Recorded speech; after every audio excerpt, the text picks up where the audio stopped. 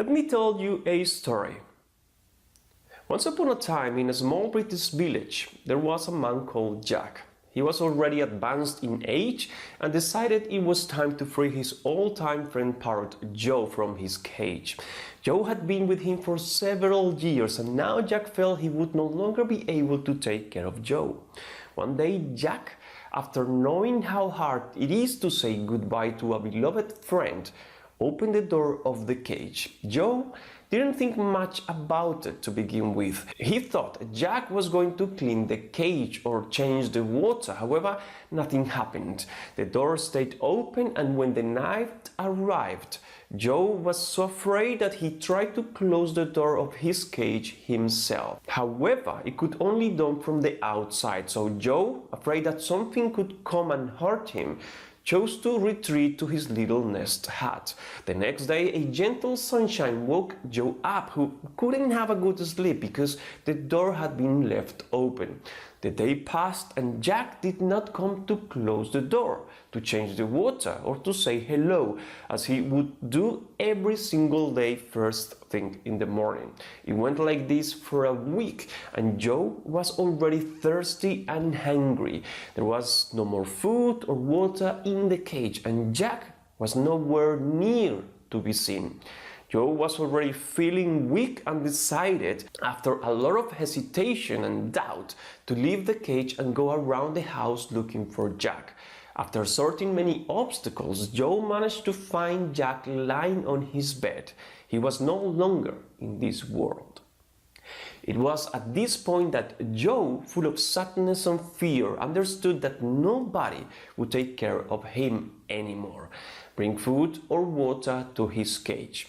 Confused and fearful, Joe could not think about something different than going to the only safe and familiar place he knew, his cage. Once there, he tried with all his strength to close the door, but again, no luck. Joe, hungry and worried, tried to sleep, but it was not possible with all the questions invading his head like lightnings. What am I going to eat? Who is going to take care of me? Where am I going to live? The conversation in his head would tell him, well, you can find another person who can take care of you, and that way everything would be as it was before. Yet another voice would tell him, why don't you learn to find your own food and water? That way you can choose what you want to eat and when you want to eat it.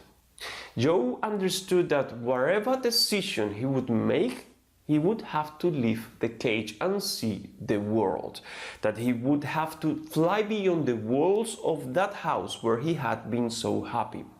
He understood that nothing lasts forever. Now, let me bring your attention to two lessons in this story. The first one is that each one of us lives in a cage.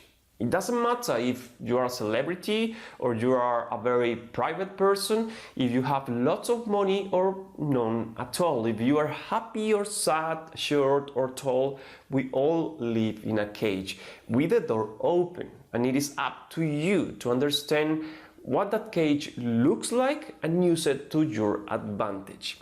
Second, the presence of fear in life is a symptom that something is new, and it is up to you again to close the door and retreat, or take courage and fly.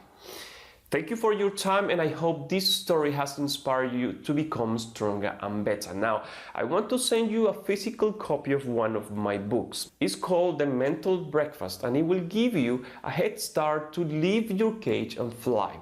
Go to the link that will appear on the screen, or have a look at the description to find it.